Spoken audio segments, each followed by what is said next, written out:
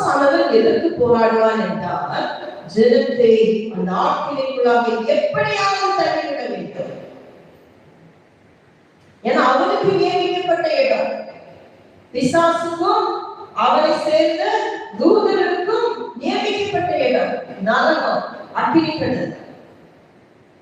இவன் இப்பொழுது பிரயாசப்படுகிறான், எப்படியாலும் ஒரு பெரிய கூட்டத்தை இழுத்து கொண்டு அந்த ஆக்கினைக்குள்ளாய் நாம் போட்டுவிட வேண்டும். ஏன் நமக்கு மாத்திரம் ஏன் அக்கினி? நம்ம போற இடத்துல இவனையும் கொண்டு போயிருந்தோன்னு அவர் பிரயாசப்பட்டு கொண்டு இருக்கிறார். நல்லையா நாட்டுக்குட்டியானவர், சிங்காசனத்தின் மத்தியில் அழைக்கப்பட்டவராய் இருக்கிற ஆட்டுக்குட்டியானவர் ஜனத்துக்காய் பரிந்து பேசிக் கொண்டே இருக்கிறார்.